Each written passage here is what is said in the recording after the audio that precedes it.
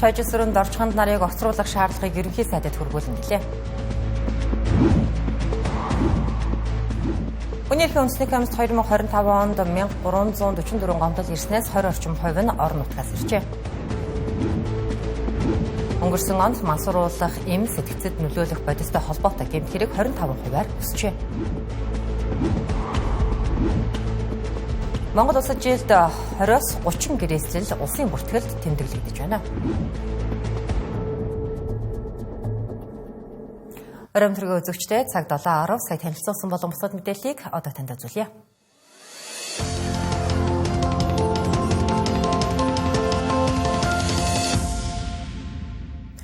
Гадны улсуудаас өч төчнөөн тэрбум төгрөгийн зээл авсан ч өнөөх төслүүдийн хэрэгжилт хангалтгүй хязээ дуусах нь тодорхойгүйгээр он давнан үргэлжилсээр байна.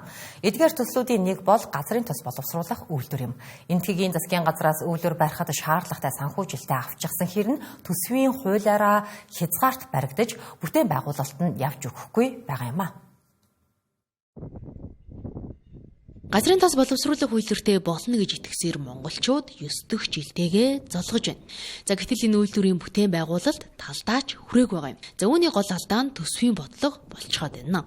Тодорхойлбол үйлдвэрийн бүтээн байгуулалтад 1 жилийн хугацаанд зарцуулах мөнгийг улсаас тавьж өгөхдөө за төсвийн алдагдлын хязгаарт багтаахын тулд маш бага хэмжээгээр баталдаг байна. За үүнээс болоод хоног төхөөрөмжүүдэд тээвэрлэж худалдаа авахаас эхлээд асуудлууд үүсэж байгаа талаар үйлдвэрийн захирал ярьлаа. Аль болох богино хугацаанд ашиглалтанд оруулах одоо юм оруулахаар ажиллаж байгаа. Гэтэл ингээд авсан зээлээ зарцуулж чадахгүй байдал төрчээд байгаа. Энийг ялангуяа санхүүжилт олгож байгаа одоо бүгд найрамдахын төг улсын төр засгийн байгууллагууд тэр дундаа Эксим банк, экспорт импортын банкныхан бол одоо их маш шүүмжилж тийм үү. Ягаад одоо манай энэ үйлдвэрийг бидний өгсөн зээлийг зарцуулахгүй байгаа юм бэ гэдэг асуудал гарч ирж байгаа байхгүй. Тэгэхээр зардлаа хэмнэх гэж гэдэг юм уу тийм үү? Үйлдвэрийн төсвийн санхүүжилтийг ингэж хязгаарлах юм бол үйлдвэр чинь нөгөө хугацаанд ашиглалтанд орж чадахгүй байдалд орно шүү дээ. Энэхүү авсан зээлээ үр ашигтайгаар төлөвлөж зарцуулж чадахгүй байгааг зээл олгогч тал хүртэл гайхаж байгаа гэлээ. Харин энэ асуудал засгийн газрын тэргүүний зүгээс мөн адил байр суурьтайгаа юм. За энд энэ байдлыг өөрчлөх шаардлагатай гэж тэрээр намар төсөв хэлэлцэх үед хэлж ирсэн юм а. Гадаадын зээл тусламж олон улсын стандартаар төсөвт бүртгэгддэг. Банк бол буюу өөрөөсөө эргээд төлөгдөх зээлийг манай төсөвт саяны тэр газрын тосны үйлдвэрийн зээл, Эрдэнэ мөрөнгийн усан цахилгаан станцын зээл ч юм уу манай төсөвт зардал бол суугаад байгаа. Энэ хэмжээгээр төсвийн алдагдлыг нэмэгдүүлж гаргаад байгаа. Зөвхөн төсвөөс зарцуулагдаад гарчиж байгаа мөнгө биш байхгүй. Тэгтэл төсвийн зардал суулгадаг ийм нэг зохицуулалтыг манай энэ төсвийн хуулинд яваад байгаа. Цаашдаа энийг халах хэрэгтэй байна. Энэхүү ерөнхий сайдын зүгээс төсвийн алдагдлын ихэнхийг гадаадын зээл тусламж эзэлж байгаа гэж тайлбарлалаа. За иймд гадаадын зээллийг төсвөөс ангид авч үзэх нь зүйтэй гэдэг байр суурийг ч илэрхийлж байгаа юм а. Өчигдөр эрчим хүчний сайд станцуудын тоног төхөөрөмжийг шинжлэх хөрөнгө мөнгийг төсөвт суулгаж чадахгүй байгаа зовлонгоо тоочсон. За гол асуудал улсын төсөв байхгүйтэй биш, харин эрчим хүчний сайдын хүч нөлөө соёлын сайдын төвшөнд хүрэхгүй байна. 2026 онд эрчим хүчний сайдын захиран зацуулах эрхтэй төсөв 429 тэрбум төгрөгөөр батлагдсан. Харин соёл спорт аялал жуулчлал залуучуудын сайдын төсөв 510 тэрбум. Өөрөөр хэлбэл соёлын салбарт хуваалцсан төсөв эрчим хүчээс даруй 20 орчим хувиар илүү. За ганцхан энэ жилд биш, жилийн жилд ийм л төсвийг тасдаж өгдөг. За нэгүгээр бидэнд эрчим хүчээс илүү соёл аялал жуулчлалын салбар илүү үнцэнтэй болжээ. За тоггүй дараа сууж байхад дуу хөгжим тоглоом наадгай биднийг дулаацуулна. За ингээд үр дүнд аймагуд дулааны станц гүөх хэрн за дийлэх сумд нь соёлын төвтэй байна. 2019 оноос хойш барих соёлын төвийн тоо харьцангуй буурчээ. За 6 жилийн өмнөхтэй харьцуулбал тавьдаг төсвийн хэмжээ 10 тэрбум төгрөгөөр багассан. За тухайлбал 2019 онд 46 тэрбум 470 сая төгрөгөөр шинээр соёлын төвийн барилга эхлүүлсэн. Харин хуучин соёлын төвийн их засварт 2.8 тэрбум төгрөг тоног төхөөрөмжөнд 41 сая төгрөгийг зарцуулж байжээ. Ингээд дараа жил нь 10 тэрбумаар буурч зогон дамжаа хэрэгжих соёлын төвүүдэд зориулан 32 тэрбум төгрөгийг төсвөлсөн. Харин 2021 онд энэ хөрөнгийн хэмжээ буурч 27 орчим тэрбум болжээ. Харин энэ онд өмнөх соёлын төвийн барилгуудаа дуусгахын тулд 30 тэрбум төгрөгийг төсвөөс хуваарлсан. Яг жилийн өмнө сангийн сайд жавхлан болоод улсын хурлын гишүүн Цэнгүү нарын хооронд эрчим хүчүү аль эсвэл соёлын төв гэх маргаан гарч ирсэн. Төсөвт 100 тэрбумаар 24 суманд соёлын төв барих шаардлагагүй гэж үзсэн Цэнгүүн гишүүний тайлбарын хариуд сангийн сайд соёлын төв бол сумын ард түмний цугладаг ганц газар гэж өмөрчилсөн. Эцсийн дүндээ 100 тэрбум биш 30 тэрбумын төсвийг соёлын барилга барихад тусгасан байгаа юм а. Нэг талдаа сумын иргэд баярлаж цэнгэх газар нь соёлын төв мөн үү гэвэл мөн. Гэхдээ дулаангүй бол тэнд очиж хүмүүс цэнгэх үү гэдэг нь нэг асуудал юм а. Өнөөдөр сум битгий хил аймагуд нь уурын зүхаар халдаг. 21 аймагаас дулааны станцтай нь өрдөө 10 хүрэхгүй. Ингээд аймагуудаа дулааны станцтай болгоно гэд бүгд найрамдах Солонгос улсын Exim банкнаас 140 гаруй сая Америк долларын зээл авч төслийг хэрэгжүүлж эхэлсэн ч Солонгосын компани нь дампуурч наашаачгүй цаашаачгүй гацаад байгаа юм а. Энэ мөнгөнд үгээр тоосвол нэг аймагт 15 сая Америк долларын хөрөнгөөр дулааны станц барихаар байна. Өөрөөр хэлэх юм бол соёлын төв барьсан 216 тэрбум төгрөгөөр 4 аймагт дулааны станц барьж болохоор байжээ.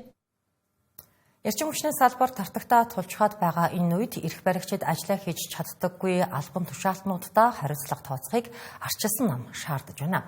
Тодорхойлбол сүүлийн 4 жил дараалан тасралтгүй эрчим хүчний сайдаар ажиллаж байгаа Чойжил Сүрэн болон Шадар сайд Доржхамд нарыг огцруулахыг тэд шаардлаа. Өнөөдрийн эрчим хүчний салбар бол энэ салбарт дандаа худлаа ярьж ирсний үр дүн. Өнөөдөр эрчим хүчний аюулгүй байдлыг үндэсний аюулгүй байдал үзэл баримтал дээр байдаг. Эрчим хүчний аюулгүй байдал өнөөдөр бүрэн алдаглаа. Тийм учраас миний хувьд бол одоо сүүлүүд үүсэж байгаа нөхцөл байдал за энэ 2024 оны 11 сарын 15-ны өдөр одоо эрчим хүчний үндэсний реформын хорооноос цахилгааны үн нэмсэнтэй холбогдуулан гарсан бас иргэдэд үүсэж байгаа эдийн засгийн хүндрэлүүд тий за мөн худалдаа авах чадварт хэрхэн нөлөөлж байгаа зэрэг дээр бол манай бүлгийн ажлын албаных бас их сайн судалгаа хийсэн байгаа. Энэ мэт зүйлүүд дээр бол бас бид нар улс төрийн төгөлтийг хийх ёстой байна гэж юм шийдэж төрсөн. За ер нь та бүхэн санаж байгаа сүүлийн одоо нэг жил хүрэхгүй хугацаанд ТЭЦ 3, ТЭЦ 4 гэдэг энэ одоо цахилгаан станцуудаар ээлж дараалсан дэлбэрэлтүүд Босны улмаас хүний аймнаас ирсэн хүртэл юм тохиолдол байна. Харамслаа энд хинч хариуцлага хүлээдэг. Хариуцлага хүлээдэг юм тогтолцоог байхгүй болсон юм байна засгийн газарт. Тийм учраас засгийн газар одоо давхардуулсан чиг өрүүдийг давхардуулж бий болгодог, хяналт хариуцсан сулардаг, хэн хариуцах нь одоо мэдэгтэй болдог ийм мэд асуудлууд байна. Тийм учраас за мөн эрчим хүчний үндэсний реформын хороог татан буулгасан нэртэй мөртлөө өнөөдөр Шадар сайдын ажлын албан дээр эрчим хүчний экспортыг дэмжих нэг жигэд бас юм бүтэн сая 11 сард байгуулсан байгаа. Тэгээ ингээд нэг салбарыг хэд хэдэн сайд ингээд тодорхой асуудлуудаар өөр асуудал ингээд хариуцдаг болоод ирэхээр хинч үүсэж байгаа нөхцөл байдал, үүсэж байгаа гэмтэл, ирээдүйд үүсэх одоо аюулгүй байдлууд хинч хариуцлага хүлээж чадахгүй нэг ийм тогтолцоо бий болсон байна. Тийм учраас миний бие өөрийнх нь бланкн дээр өнөөдөр Монгол Улсын ерөнхий сайд Занданчдэрт эрчим хүчний сайд Чойжил Сүрэн, за Шадар сайд Доржхамд нарыг ажлын хариуцлага тооцож одоо огцруулахыг одоо шаард залан бичиг одоо явуулж байгаа. 2016 онд айл өрхийн цахилгааны төлбөрийн тариф 1 кВт цаг тутамд дунджаар 122 төгрөг байсан бол өнөөдөр 280 төгрөг болсон. Өөрөөр хэлбэл 2.3 дахин нэмэгдсэн. За энэ хугацаанд эрчим хүчний цахилгааны станцуудын алдагдал ойролцоогоор 1 их 80 орчим төгрөг болсон. Энийг хаанаас юунаас нөхөж байгаа вэ гэхээр юуны төрөнд улсын төсвөөс байнга татаас олгож байгаа. Одоогийн байдлаар 250 гаруй тэрбум төгрөгийн татаас зөвхөн энэ цахилгааны салбарт олгосон. Ер нь эрчим хүчний салбарыг олгосон татаас гэвэл их 80-аар хэмжигдэхээр байна. За дээрэс нь өнгөрсөн хугацаанд энэ салбарт өнгөрсөн хугацааг энэ сүүлийн 8-9 жилийг ярьж штэ. 1.5 их 80 гаруй төгрөгийн гадаадын зээл тусламжийн хөтөлбөрийг хэрэгжүүлсэн байна. Ингээд бодох юм бол айл өрхийн цахилгааны төлбөр 2.3 дахин нэмэгдчихэд дунджаар штэ тийм ээ.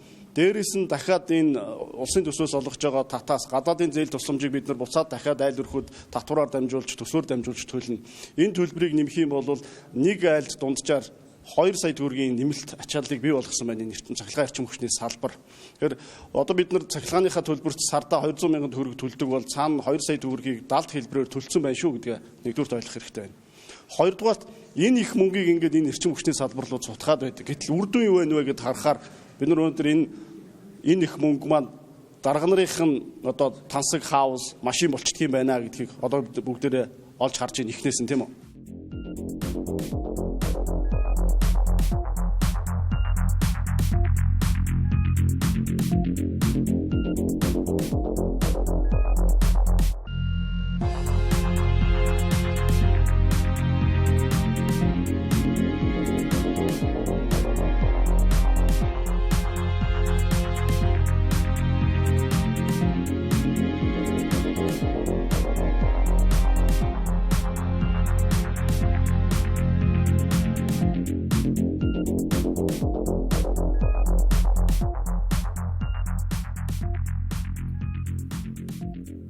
Өнөөдөр Тэнгэрлэгчийн 7 мэдээллийн хөтөлбөрийг үзэж байна. Монгол улсад жилд 20-30 гэрээслэл улсын бүртгэлд тэмдэглэгддэг байна. Өв залгамжлал гэрээслэлд бид хайн хансаар байгаагийн тод илрэл энэ. Монголчууд бидний уламжлалт сэтгэлгээнд тогтсон үнэт үзэл гэхээсээ илүүтэйгээр мухар сүсгийн айдас нэвт шингэсэн бурангүй хандлага гэрээсэл бичих соёл тогтоход том чөдөр тушаа босоор байгаа юм. Үүнээс үүдсэн өмчийн маргаан, төрсөн ах дүүс, нагац авгууд тэр бүхэл төрсөн эцэг ихтэйгээ нэг насаараа тангараг тасрах шалтгаан босоор байгаа юм. Гэрээслэл бичнэ гэдэг үхэл зөгнөж эсвэл дуудаж буй муу ёрын уйлбас харин хайртай хүмүүсээ талцаж хагаралтахаас сэргийлж буй хэрэгэ товчхондоо эв найрамдлын бичигч гэж хэлж болох юм а. Тиймээс энэ асуудлыг зөв нутагшуулж таниулан сурчлах хэрэгцээ өнөөдрийн Монголын нийгэмд нэн тулгамдж байна. Эдгээр нөхцөлөдлүүд ингээд маш олон хэрэгтэр өмгөөллийн үйлчлэг ингээд харж байгаад бол ер нь амьд ахуй цагтаа бид нэр одоо үхлээ зөгнөд байгаа юм биш. Ерөнхийдөө энэ бол хорвоогийн хууль учраас бий болсон тэр хөрөнгийг одоо хэн өвлүүлэх юм. Энэ хөрөнгийг одоо хэн яаж бий болгоход оролцсон.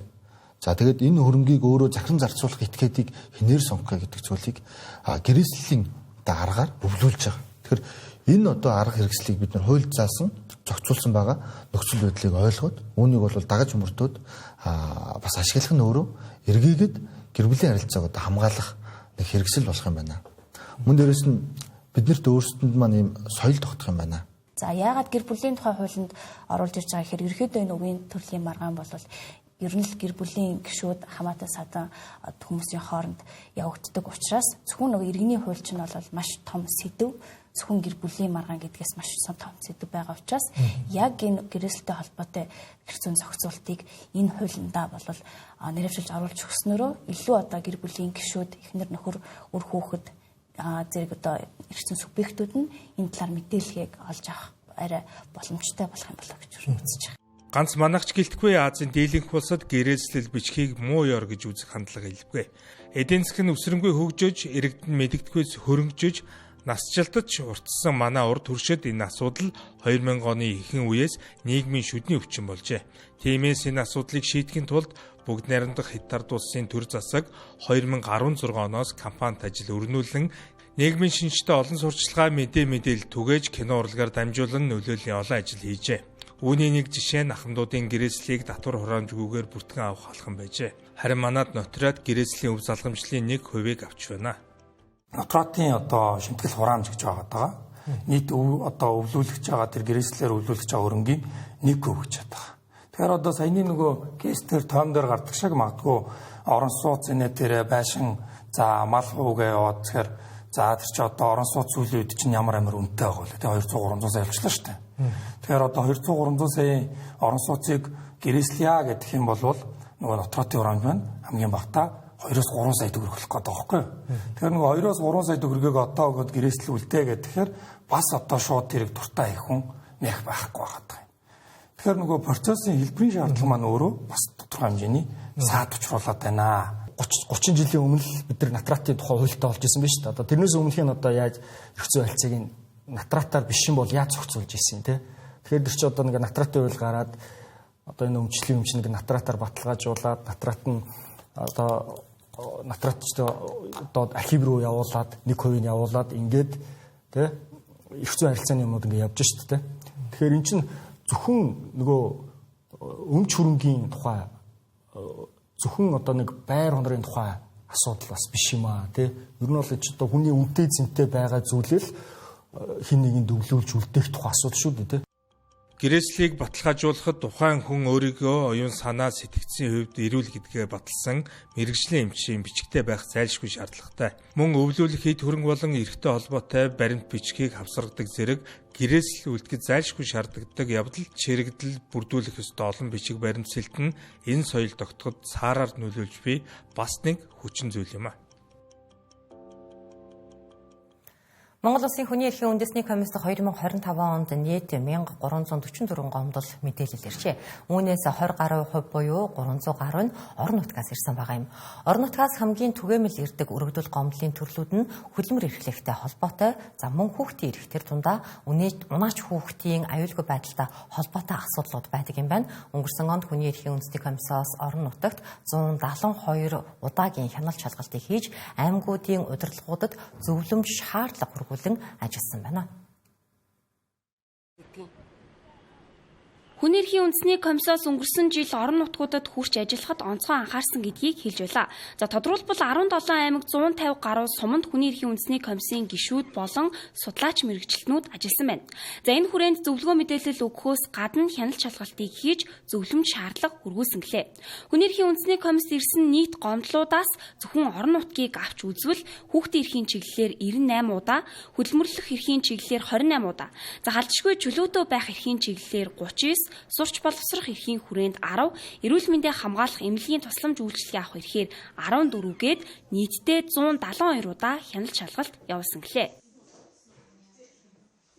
За орон нутагт ажиллахдаа бид бүхэн бас тухайн иргэдэд үйлчилгээ үзүүлж байгаа, эрүүл мэндийн тусламж үйлчилгээ үзүүлж байгаа эмнэлэг, за өрхийн эрүүл мэндийн төвүүд, за хүүхдүүд амьдарч байгаа сургуулийн дотор байр, сургуулийн орчин, цэцэрлэг, за мөн хууль хяналтын байгууллагуудын үйл ажиллагаанд мөн хэн шалгал идэг. Энэ хүрээнд цэргийн анги, зэвсэг түвшний анги, за эрүүлжүүлэх саатуулах байр, цагдаа орох байруудад бол бид бүхэн бас хэн шалгалтуудыг хийсэн. Орон нутагт сүүлийн жилүүдэд их анхаарал хандуулж ажилласны хүрээнд бодиттой бол үр дүнгууд гарч байгаа. Энэ ямар үр дүнгууд гарч байгаа нөхөр эрүүлжүүлэх саатуулах байрыг шинжлэх, за дотор байрнуудыг бол шинээр барих, за мөн цэцэрлэг сургуулийн орчны хүртээмжийг сайжруулах зэрэг олон асуудлуудыг бол шийдээд явж байгаа. Мөн өнөөдрийн байдлаар нийслэл болон дараах 13 аймаг сүүлийн 5 жилийн төлөвлөгөөгөө батлахдаа хүний эрхийг хамгаалсан заалтуудыг онцгойлон тусгасан нь үлгэр жишээ байна гэж хүний эрхийн үндэсний комисс үзэж байна. Арханга, Баян Үлгий, Баян Онгор, Говь Алтай, Говь Сүмбэр, Дорн Говь, Дорнод, Завхан, Өвөр Хангаа, Сүхбаатар, Хөвсгөл, Хинтээ гэсэн аймагуудын 5 жилийн үндсэн чиглэлээ бол батлаад хэрэгжүүлж байгаа. За үлдсэн аймагуд маань энэ 1 сар багтаагаад үндсэн чиглэлээ батлана. За тэгэхээр энэ аймагуд дээр энэ хүний эрхийн асуудлыг яаж тусгагдсан нь бол одоогоор бидэнд мэдээлэл ирээг байна. Сүүлийн 5 жилийн хугацаанд хүний эрхийн үндэсний комисс орон нутагт 320 зөвлөмж, 155 шаардлага гаргаж холбогдох байгууллага хүмүүст хүргүүлсэн байна. За үүнээс 2025 онд 15 шаардлага, 54 зөвлөмжийг хүргүүлсэн гэлээ. Эдгээрээс хамгийн их анхаарал татаж байгаа нь хөдөлмөрлөх эрх болон хүүхдийн эрхтэй холбоотой асуудлууд байна. За хөдөлмөрлөх эрхийн тухайд үндэслэлгүйгээр ажлаас халах, төрсний дараа ажилдаа орох гэхэд өөр хүн авсан байх зэрэг шалтгаанууд багтдаг байна. За иймээс хөдөлмөрлөх эрхтэй холбоотой асуудлаар 14 аймгийн засаг даргад зөвлөмж хүргүүлсэн байна. Харин 21 аймгийн засаг даргад унаач хүүхдийн эрхтэй холбоотой зөвлөмжийг тусгаалan хүргүүлжээ. Өнгөрсөн онд хар тамхитай холбоотой гэмт хэргийн тоо 25%-аар өссөн байна. За үүнээс гадна далд хэрэглэгчийн тоо 30 мянгад хүрсэн гэх судалгааны үр дүн гарсан байгаа юм. Тийм ч учраас манай улсад мансууруулах хэм сэтгцэд нөлөөт бодисын эрэлтэд хяналт тавих хуулийн шинжилэл шаардлагатай болсон юм а. Энэ хуульд 4 төрлийн нэмэлт өөрчлөлт оруулж байгаа юм байна. Олон улсад мансууруулах бодисын донтох эмгэгийг хөгжлийн бэрхшээлийн нэг төрөл гэж үзэж, эмчилгээ хийх сэргээн засах үйлчилгээ үзүүлдэг. Залуус сайн дураараа эмчилгээнд хамрагдахаас зайлсхийж, хар тамхины хэрэглээ чимээгүй тахал болж байна гэж мэргэжилтнүүд үзэж байна. Тухайлбал одоо хүчин төгөлдөр мөрдөгдөж байгаа хуулийн заалт нь яллах эсвэл торгуул ногдуулах зэргээр үйлчилдэг. Харин энэ удаагийн шинжилсэн найруулгад донтолтын эмчилгээ, сэргээн засах үйлчилгээг нэмэгдүүлэх, донтогчийг нийгэмшүүлэхэд чиглэсэн хуулийн заалтыг тусгажээ. Энэ хуулийн заалт хэрэгжиж эхэлснээр сэргээн засах төв болон эмнэлгийн тусламж үйлчилгээ үзүүлэх газруудыг ч нэмэгдүүлэх, төрийн бас байгууллагуудтай хамтарч ажиллах шаардлагатай гэдгийг мэргэжилтнүүд хэлж байна. За өнөөдрийн хүчин төгөлдөр дагж мөрдөж байгаа хуульд энэ бодисын асуудалтай хүмүүст тусламж үйлчилгээ үзүүлэх эрх зүйн зохицуулалт, наривчлан зохицуулалт байхгүй. Олон улсын практик туршлага, нэгдсэн үндэсний байгууллагын төрөлцсөн байгууллагууд болох дэлхийн эрүүл мэндийн байгууллага, мансуурал бодис, хар тамхитай тэмцэх албанаас гаргасан олон улсын эмчилгээний удирдамж, зөвлөмжөд суурилж одоо энэ дөрвийн эмчилгээг зохион байгуулах агуулгыг энэ хуулийн төсөлд оруулж өгч байгаа юм. Дараагийн нэмэлт өөрчлөлт бол давтан хэрэг үйлдэгсэд болон үйлдвэрлэсэн хэрэгтэнд ялын хэмжээг нэмэгдүүлэх зохицуулт юм а. Учир нь харт эмэгтэй холбоотой хэргийг зөрчлийн хуулиар шийдвэрлэж, зарим тохиолдолд торгоод өнгөрдөг учраас гэмт хэргийн тохиолдолд буурахгүй байх нэг шалтгаан болдог гэж үзэж байна. Түүнчлэн эрүүгийн хуулийн 16-гийн 2-т мансууруулах болон цогтугаар гэсэн заалт хамт байдаг учраас үүнийг тусад нь ангилж, мансуурсан хэргийн ялыг нэмэгдүүлэхээр тусгажээ. Түүнчлэн Турк, Вьетнам зэрэг улсын харт амхны 8 бүлэглэлтэй улсын иргэд хамтарч хил дамнан тээвэрлэх, борлуулах тохиолдол нэмэгдэж байгаа учраас олон улсын цагдаагийн байгууллагатай хамтарч ажиллах хуулийн заалтыг нэмэхээр болжээ. Тухайлбал одоо үйлдвэрлэх гэж. Энд одоо жишээ нь эрүүгийн хариуцлагын ямар нэгэн тодорхой заалт байхгүй юм байна. Тэгэхээр энийг бол одоо бас бид илүү чангаруулах шаардлага байна. Нөгөө талаас жишээ хэлэхэд одоо жишээ нь хүүхдийг мансууруулах, сухтуурах энэ одоо донтуулах энэ одоо үйлдэл уруу татсан гэмт хэрэгт бол маш бага торгох эсвэл эрх хязгаарлагч гэдэг юм уу ийм одоо ялын бодлого хэрэгжиж байна. Гэтэл энэ бол нийгмийн аюулын шин чанар хор уршийн хувьд бол зөвлөшгүй шүү дээ. Сухтуурахтай гэдэг цуг байж авах болохгүй байхгүй донтох. Манай улсад жил бүр харт амхи мансууруулах бодистой холбоотой хэргийн тоо 23-аас 66%-аар нэмэгдэж байгаа нь үндэсний аюулын хэмжээнд хүрч байгааг холбогдох албаных нь хэллээ. Тиймээс хуулийн шинжилсэн найруулгад олон нийтийн дунд харт амхины хор уршиг, эрсдлийг ойлгуулах, урьдчилсан сэргийлэх ажлыг нэмэгдүүлэх шаардлагатай байгааг ч дүрдэжээ. Түүнчлэн боловсрол эрүүл мэндийн салбарын үүрэг оройлыг нэмэгдүүлэх шаардлагатай гэж мэргэжилтнүүд үзэж байна.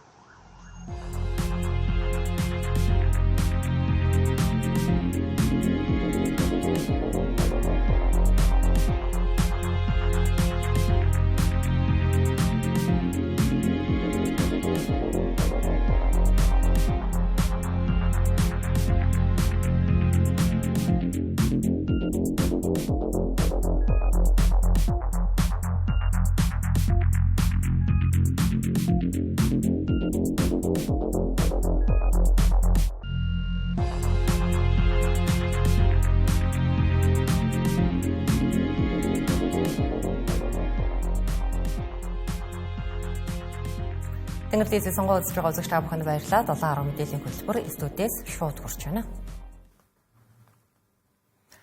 За жижиг дундаа үйлдвэрлэлийн салбарт олон төрлийн хөнгөлөлттэй зээл олгосон ч бараа бүтээгдэхүүний экспорт нь төдийлөн сайжрахгүй хэвээр байна. Нийт экспортод жижиг дундаа бизнес эрхлэгчдийн оруулж байгаа хэмжээ 1.7% эзэлж байгаа юм а. Өөрөөр хэлбэл манай улсад бизнес эрхлэх боломж таарахгүй учраас түүнийгээ дагаад экспортын хэмжээ ч өсөхгүй байна. За мөн үүнээс гадна галийн албаныхны хүнд суртал болон татвар, олон улсын бараа бүтээгдэхүүний стандарт код гээд олон асуудал тулгамддаг тухай бизнес эрхлэгчид хуваалцлаа. Манай улсад нийт 88 мянган жижиг дунд үйлдвэрлэгч байдаг. Тэднээс хүнсний үйлдвэрлэл эрхлэгчид бараа бүтээгдэхүүнээ экспортлоход олон асуудалтай нүүр тулдаг. Жишээлбэл олон улсын стандарт шаардлага хангасан эсхийг тухайн экспортлох орноос ирж шалгадаг. Үүнд төрийн албадаас зөвлөн туслах дэмжлэг үзүүлэх бус давхар хяналт шалгалт явуулж тээг болдог байна. Үүнээс гадна галийн албаныхны хүнд суртал бараа бүтээгдэхүүнээ экспортлоход хугацаа алдахад хүргэдэг гэдгийг бизнес эрхлэгчид хэлж байна. Тэгээд татвар тарифын асуудал чинь маш их хүндрэлтэй. Тэгээд бид нар яхаа экспортлыг нөгөө хүмүүс нь авъя гэдэг боловч нөгөө гайлын тарифын өндөр одоо 15-20% тариф гайлын татвар төлөөд ирэхээр шинэ бүтээгдэхүүний үн хүртэгч аягүй өсөд ирдэг. Тэр нь жоохон бэрхшээлтэй. Тэрнээс биш бид нар чинь нөгөө үндсэн хүнс нь мах тийм яс малын яс гэдэг чинь манайх органик нөгөө хаягдалгүйгээр ер нь бол ногоон бизнес тал руугаа ордог. Дээрээс нь маш их түүхий эдийн нөөцтэй байдаг. Тийм учраас бид нар үйлдвэрлэл хийхэд бол маш боломжтой. Монгол Солонгос хоёр орны худалдааны хэлцээр яригдж байгаа, харилцан тохиролцож байгаа. Энэ хүрээнд бид нэр хэрвээ ашигтай нөхцлүүдийг ашигтай байдлаар Монгол улсад ашигтай байдлаар энэ худалдааны хэлцээрийг байгуулж чадах юм бол Солонгос улсад одоо манай бүтээгдэхүүнийг манай бүх төрлийн бүтээгдэхүүнийг хэрэглэх зах зээл бүрэн бүрдсэн гэж ойлгож байгаа. Тэгэхээр бид нэр хамтдаа төрийн байгууллагууд ялангуяа энэ аж ахуй нэгжүүдээ хянаж шалгах гэхээс илүүтэйгээр хамтраад ямар асуудал байгаа. Одоо тэр асуудлыг хамтдаа шийдвэрлэе. Хамтдаа экспортч орон болъё гэдэг дээр анхаарал боломжууд маш их байгаа гэдгийг бас тодтох хэлмээр байна. Уг нь хөгжингүй улс орнуудад жижиг дунд үйлдвэрлэл нь дотоодын нийт бүтээгдэхүүнийхээ 30-аас 60% эзэлдэг. Гэтэл манай улсад ердөө 6.2% эзлэж байгаа юм а. Эндээс дүгнэхэд улсаас өгсөн дэмжлэг хөтөлбөрүүд нь нүдээ олохгүй, жижиг дунд үйлдвэрлэл төдийлөн хөгжихгүй байгааг харж болохоор байна. Үйлдвэрлэлээ томруулахад татварын дарамттай тулгардаг учраас жижиг дунд үйлдвэрлэлүүд томордоггүй. Үүнээс үүдэж экспортод гарах боломж цөөхөн хідэ аж ахуй нэгжүүдэд үүсдэг. Үүнээс гадна жижиг дунд үйлдвэрлэлийн хөнгөлөлтөө зээл тусламжийн барьцаа хөрөнгө өндөр, бараг л зээл авах шаардлагагүй хүнд зээл олгож байгаа мэт байдаг. Энэ нь жижиг дунд үйлдвэрлэл өргөждөггүй нэг шалтгаан гэлээ. Жижиг дундын зээл гэж байдаг шүү дээ. Тэрийг бүр онцолж хэлмээр байдаг. Тэр бол яг зорилттой хүмүүстэй одоо цөөхөн хувьд нь би очтгүй гэж бол бас хэлэхгүй. Гэхдээ очдог баг. Гэхдээ яг одоо энэ одоо эдлийн салбарт тий байж байгаа одоо биднэрт авсан хүн одоо маш цөөхөн харагдчихэдэг. Тэгэхээр яг энэ тэр зорилттой хүмүүстэй, зорилттой компанитай тэр жижиг дунд үйлдвэрүүдтэй очиж чаддаггүй. Жижиг дунд үйлдвэрлэлийн экспортод бас нэг тулгардаг асуудал бол тээвэрлэлтийн асуудал. Урд хойд хоёр хөршөөр дамжихад тэдч бас экспортлогч орон учир өрсөлдөгч гэх байдлаар манай улсыг хардаг учир хүндрэл үүсдэг байна. Дараагийн нэг асуудал бол олон улсын HS код юм. Энэ код дээр жижиг дунд үйлдвэрлэгчид мэдлэг ойлголт багтайгаасаа болж алдаа гаргах тохиолдол байдаг гэлээ. Сар шинийн баяр нь монголчуудын хамгийн эртний, хамгийн эрхэм баяруудын нэг. Энэ баяраар монголчууд өвлийг өнтөд авч уран хавартай золгосны баяраа хийж шинэ жилийг эвнэгдэл сайн сайхан өрөөлтөөр угтдаг уламжлалтай. Ахмад наснаа хүндэлж зологдог төрөл садан айл готлороо учран зологдог нь цагаан сарыг үн цэнтэй болгодог. Гэхдээ хэдий хэмжээнд ач холбогдол өгөх нь хувь хүний асуудал боловч үр зээл тавьж их хэмжээний бэлэг бэлтгэхээс эхлээд хэд туйлшрах хандлага ажиглагдах болсныг эргээд хэлж байгаа юм а. Цагаан сарын баярыг тэмдэглэхийн сайхныг хэлэлцвэл тоочоод дуусахгүй. Жишээлбэл товч хэлэхэд бол бидний одоо Монгол үндэстэн Монгол хүмүүсийн дэлхийд ер нь Монгол гэж хэн болохыг ер нь хамгийн тодтогж байгаа нэг баяр бол цагаан сар наадам хоёр мэдээж байгаа. Яагаад гэвэл нөгөө жоохносоо ингээд бид нар ингээд сургууль соёл гээл өвөө мэдрээч юм уу те бараг очихгүй эсвэл гэр орондоо одоо ингээд ер нь настай хүмүүсээс илүү хол тэгмүүд нэг цагаан сар болохоор хамаатнуудаараа үеэлүүдэрээ найз нөхдөөрөө ингээд цуглаад ахмад насныдаа цуглаад өвөө мэтэйгээ уулзаад танихгүй нэгнийгээ таньдаг болоод тэгээд тэр утгаараа илүү гоё санагддаг. Шинэ жилээсээ илүү цагаан сараа илүү үздэг. Ах дүүнэртэйгээ ч хүртэл мэдлцээд нөгөө нэг ойрынхоо одоо хоодын ах дүүнэр ч хүртэл тэгээд зоолгож мэдлцэн л гэдэг чинь тийм юм байдаг. Монголчууд ч ерөөсөө энэ хоёр дахь үеэч хүртэл бараг мэдхэ болоод шүү дээ бид нар чинь тийм ээ. Одоо эрх биш нэг төрсөн ах дүүснийг мэдж чинь тэгэл үеэлүүд хаяалууд болоод ирэхээр бүр мэдхэ байж чинь. Тэгээ ерөөсөө л одоо цагаан сараар улсын баяраар ч юм уу нэг улсын баяраарч баг уулздаг үү. Цагаан сараар нэг уулзалт чинь тэгэл ах дүүгийнхээ нэг жаргал зовлон дээр нэг таарч шүү дээ. Гэхдээ цагаан сарын баяр тодорхой хэмжээнд өрхийн санхүүд хүндрэл учруулдаг нь нууц биш. За тэр тусмаа залуу гэр бүлүүд тэтгэврийн ахмадууд гээд дунджаас доогуур орлоготой айл өрхүүдэд. За тухайлбал иргэд цагаан сарын бэлтгэлээ базаахын тулд цалингийн зээл, тэтгэврийн зээл, аппликейшны зээл гээд янз бүрийн зээл авч өр тавьдаг байна. За ялангуяа гарын бэлэг бэлтгэхэд хамгийн их мөнгө зарцуулдаг гэлээ. Хүн болгонд бэлдэн штэ ирсэн зочин бүхэндээ тааруулж илэг бэлдэн. Хэдэл одоо хөөхтүүд бол нэг 10-аад мянга томчууд нь бол тэгэл нэг 40-50 мянга орчимд ч юм уу ерэн тэгэл нөгөө насныхны юунаас хамаарал нэг 20-50 мянгат л бэлэг бэлддэг тий. Гарын бэлэг би 0 сая 500 мянган бэлддэг байсан. Одоо энэ жил бол 3 сая маяг бэлтгэх шугал юм. Гэхдээ хамгийн чухал нь ахмад наснаа хүндэтгэн золгож ураг төрлөө мэдэлцэх, удаан уулзаагүй дотны хүмүүстэйгээ мэд мэдэлцэх. За өвлийг өнтөө давж уран хавартаа золгож байгаа баяр болохоос ууц тавгийн идэ гарын бэлгээрээ өрсөлдөөн биш гэж иргэд ярьж байлаа. Хувьд тэр хит өргөн дэлгэр ингээд нүсэр хийхээс илүүтэйгээр боломж хүнжил хоёр тал тааруулаад ичвэл болоо доо. Би бол тэгжил зөвлөж чадхаараа. Монголчуудаа өөрөөлөхөд одоо 3 сарын хоолой 3 хоногт битээ дээрээ. Яг л өөрийнхөө хэмжээнд тааруулаад ичээрэл гэж зөвлөх. Тийм байна да. Энэ бол цагаан сар бол нүүдэлчдийн хувьд бол хамгийн том баяр нь. хатуу өвлийг давж өрөн хавтад олгодог уламжлалтай баяр. Гэхдээ нэг талаараа нөгөө баян хоолны ялгаа гэдэг байдлаараа нөгөө хит хүндрүү тэмдэглэж байгаа бол байж чадахгүй. Яг л дээр үд манай монголчууд нөгөө торгон хувцсыг өмсөж одоо тосон думнаж яваагүй шүү дээ. Бага хувцас хэрэггүй сайхан өмсөөл байгаа зүйлээрээ л ерөнхийдөө бол одоо цагаасаараа тэмдэглэдэг гэсэн. Одоо тэгсэн чинь тэгэл 5G эдэнэ цуглаад ууцаараа уралдаал өгж байгаа бэлгээрээ оролдоод тийм л болчихлоо. Уламжлалыг бол ерөнхийдөө тэгэл арай хэтэрхийл одоо нэг хит туулж ирсэн маркет бол оруулчлаа гэж харж байна. Цагаан сарын үеэр үрхийн хэрэглээний зардал энгийн сараас дунджаар 2-3 дахин нэмэгдэг байна. За үндэсний статистикийн байгууллагын судалгаагаар айл үрхүүдийн ихэнх нь гарын бэлэг эдийн ундаанд 1-2 сая төгрөг зарцуулдаг бөгөөд үүний тодорхой хувийг зээлээр бүрдүүлдэг гэсэн мэдээлэл байна. Мөн монголчууд цагаан сарын хэрэгцээндээ зориулж 1.3 их 80 төгрөг зарцуулж за үүний 70 гаруй хувь нь гадагшаа буюу урд хөрш рүү урсдаг гэсэн судалгаач бий. Бүтэн нэг аймгийн хүн амтай тэнцэх хэмжээний залуус эх орондоо биш харь оронд ажиллаж амьдарч байна. За үүний хамгийн гол шалтгаан нь хөдөлмөрийн үнэлэмж. Өнөөдөр Монголд дундаж цалин 2.7 сая төгрөг байгаа юм. Ийм цалингаар залуус амьдралаа авч явах нь битгий хэл анхдагч хэрэгцээгээ хангаж хүрэлцэхгүй байгаа юм а. Залуус харь орныг зорихоор төлөвлөж байгаа нь тэдний сонголт эсвэл тансаглал гэхээс илүүтэйгээр амьдралын гарцаагүй шаардлага болцоод байна. За үүнийг батлах нэг жишээг татъя. Одоо голч цалин 2.3 сая төгрөг байна. За энэ цалин авч байгаа бата цэцгээд оржоо хинч бай байрны төрөөс хоол унааныхаа зардлаас илүүчилж чадахгүй байгаа юм. За ийм хэмжээнд залуус хөдөлмөрөө үнэлүүлэхийг хүлээн зөвшөөрч чадахгүй байгаа юм а. Ер нь бол ажлын байрны дээр хөдөлмөрийн нөхцөл бол таагүй. За хоёрдугаарт бол за хөдөлмөрийн мөрчлөг гэж яриад байгаа хэд олон цагаар ажиллах. Тэ магадгүй хамгийн одоо юу гэдэг хүнд ажлыг тухайн одоо залуугаар хийлгэх ч юм уу тэ залуу ажилтнаар хийлгэх. За тэгээ хөдөлмөрийн эрхийн маргааны зөрчил, хөдөлмөрийн гэрээ байгуулдаггүй. За магадгүй тэр хүмүүс одоо урамшуулдаггүй залуу гэдгээр нь болоогүй гэдэг юм уу тэ.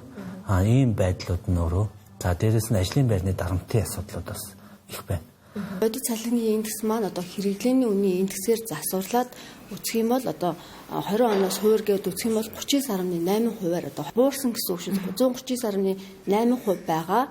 Харин өмнөх удирдалтайгаа харьцуулах юм бол 2.3% буурсан байгаа. Яг бодит цалин маань 1.8% буурсан гэж байгаа шүү дээ. Тэнгүүт одоо нөгөө хэрэглээний үнийн индексээр засварлаад арах юм бол 2.3% буурсан гэсэн.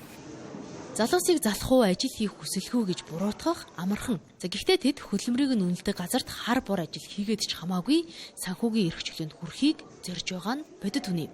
За энэ цалин ус хөдөлмөрийн үнэлэмжийг нэмэгдүүлэхээс нааш гадагш явах залуусын урсгал буурахгүй нэ.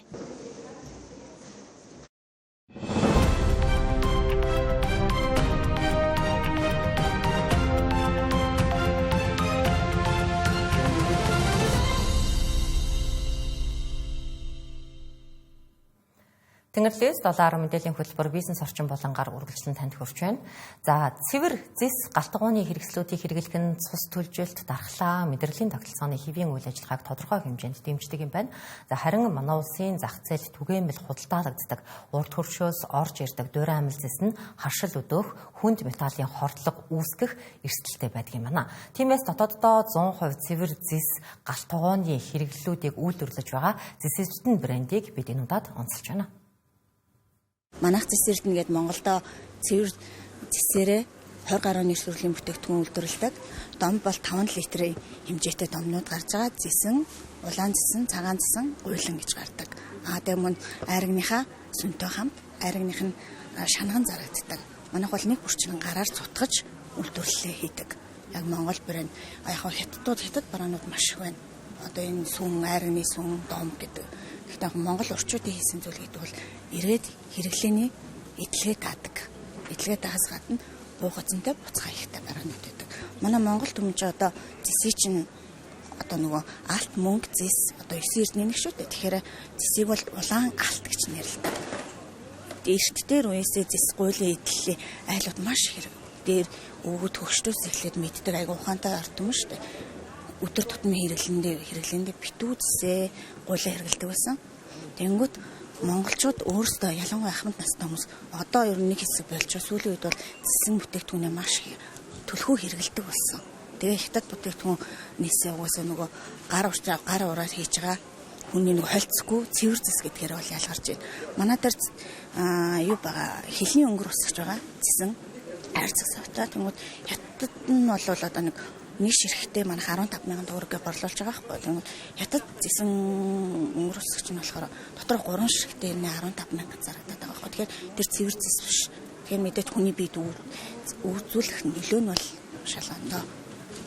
Тэгээ манайх чинь мото аяга байгаа, шаазаа аяга байгаа. Тэгээ мөн тагшууд байдаг шүү дээ. Монгол үндэсний одоо юу гэдэг аягны нөгөө 3, 4, 5, 5-ын, 6-гийн, 7-гийн, 9-ийн гэд бүх төрлийн хэмжээтэй аягнууд нь байгаа. Хүний биед эрүүл мэндэд тусдаа цэвэр зэсэн бүтээгдэхүүнээ авч хэрэглээд Монгол үндэсний үйлдвэрлэлийг дэмжээрэй гэж хэлмээр байна. 2025 онд Монголын хөрөнгийн биржид бүртгэлтэй 56 официал компани үнэлгээ нийт 166 их найт төгрөгөөр өссөн нь алдагдлаас 3 дахин өндөр үзүүлэлт болжээ. За энэхүү өсөлтөд топ 20 индекст багтдаг хувьцаанууд тэргүүлэх үүрэгтэй байгаа ч 2 дугаар агилалд багтдаг Эрдэнэ Resource Development Corporation компани хувьцаа 705.9 тэрбум төгрөгөөр өсөж за жагсаалтын 1-дүгээрт бичигджээ. За мөн Хаанбанк, Хасбанк, Premium Nexus компани зэрэг санхүү болон жижиглэн худалдаа хүнсний салбарын төлөөлөл бүхий компаниуд дараалан жагссан байна. Үнэт цасны зах зээлийн арилжаагаар 2025 онд 1.1 их найт төгрөгийн гүйлгээ хийсэн нь өмнөх оноос 23.3% буурчээ. Үнэт цасны нийт гүйлгээний 41.8% нь анх дахь зах зээлийн гүйлгээ, харин 58.2% нь хоёр дахь зах зээлийн гүйлгээ нь. Үнэт цасны гүйлгээний 32.8%-ыг хөрөнгөөр баталгаажсан үнэт цас, харин 28.6%-ыг компани бонд, 25.3%-ыг компани хувьцаа эзэлж байгаа бол 12.8%-ыг засгийн газрын бонд, харин үлдсэн 1.5%-ыг хөрөнгө оруулалтын сангийн нэгж ирэх тус эзэлж байгаа юм а. Colpro компани Rakuten Viber платформын Монгол улсад албан ёсны түнш болсноор бизнесүүдэд зориулсан Viber-ийн баталгаатай олон улсын стандарт бүхий үйлчилгээ, маркетингийн шийдлүүдийг албан ёсоор нэвтрүүлж хэллээ. Одоогоор Монгол улсад 1 сая гаруй идэвхтэй Viber хэрэглэгч байдаг нь за тус платформыг мэдээлэл түгээх, маркетинг хийх үр дүнтэй сувгийн нэг болгож байна. Тэнгэрлэгц Пүрэв гарагийн 7:10 мэдээллийн хөтөлбөрөөр үзүүлээ. Хамтдаа анхаарлаа хандуулсан үзэгч танд баярлалаа.